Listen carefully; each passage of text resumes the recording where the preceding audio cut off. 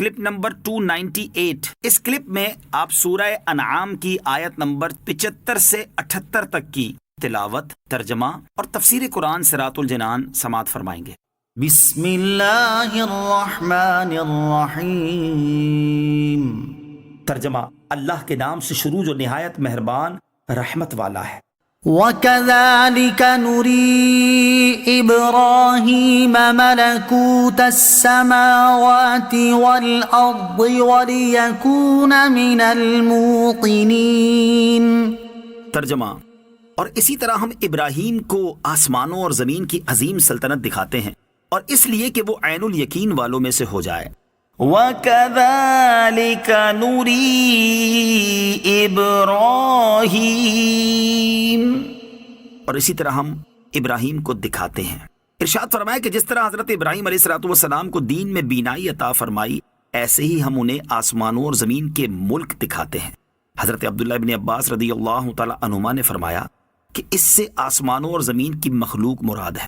حضرت مجاہد اور حضرت سیدنا سعید بن جبیر رضی اللہ تعالی عنہ کہتے ہیں کہ اس سے آسمانوں اور زمین کی نشانیاں مراد ہیں، اور وہ اس طرح کہ حضرت ابراہیم علیہ السلام کو بیت المقدس کے صخرہ پر کھڑا کیا گیا اور آپ کے لیے تمام آسمانوں کا مشاہدہ کھول دیا گیا، یہاں تک کہ آپ نے عرش و کرسی اور آسمانوں کے تمام عجائب اور جنت میں اپنے مقام کو معائنہ فرمایا۔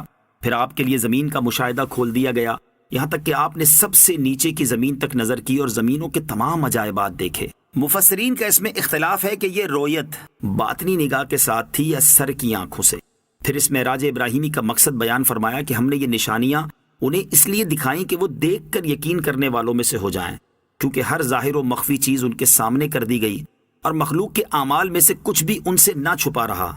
حضرت ابراہیم علیہ السلام کو عظیم معراج ہوئی، مگر ہمارے آقا حضور سید العالمین محمد الرسول اللہ صلی اللہ تعالی علیہ وسلم کو اس سے بہت بڑھ کر معراج ہوئی، حتیٰ کہ حضور پر نور صلی اللہ تعالی علیہ وسلم دنا فتدلا فکان قاب قوسین او ادنا کے مقام پر فائز ہو گئے۔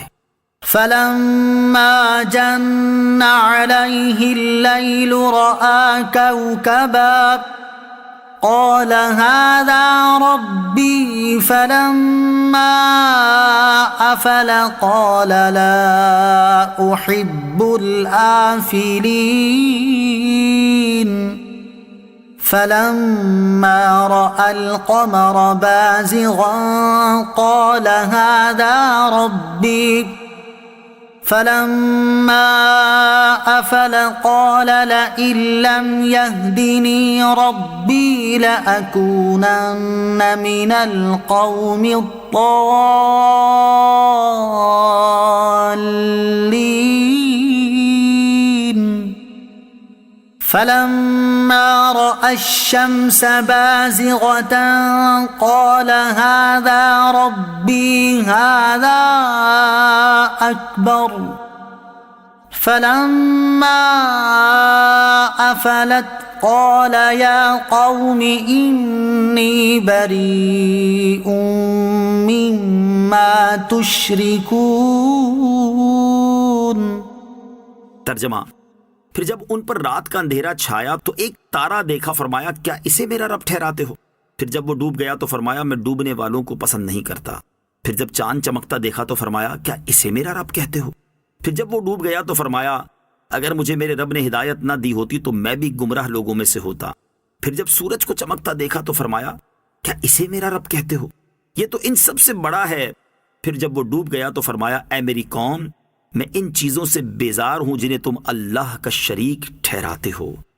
فَلَمَّا جَنَّ عَلَيْهِ اللَّيْلُ، تو جب ان پر رات کا اندھیرا چھایا۔ مفسرین اور مورخین کا بیان ہے کہ نمرود بن کنعان بڑا جابر بادشاہ تھا۔ سب سے پہلے اسی نے تاج سر پر رکھا۔ یہ بادشاہ لوگوں سے اپنی پوجا کرواتا تھا۔ کاہن اور نجومی بڑی کثرت سے اس کے دربار میں حاضر رہتے تھے۔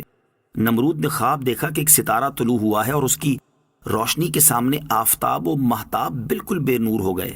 اس سے وہ بہت خوفزدہ ہوا اور اس نے کاہنوں سے اس خواب کی تعبیر دریافت کی۔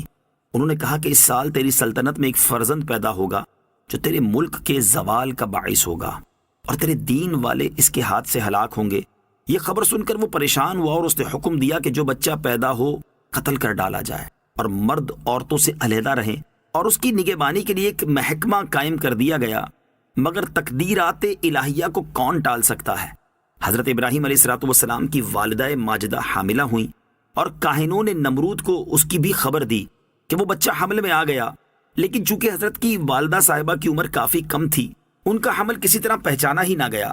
جب حضرت ابراہیم علیہ السلام کی ولادت کا وقت قریب آیا تو آپ کی والدہ اس تہہ خانے میں چلی گئیں جو آپ کے والد نے شہر سے دور کھود کر تیار کیا تھا۔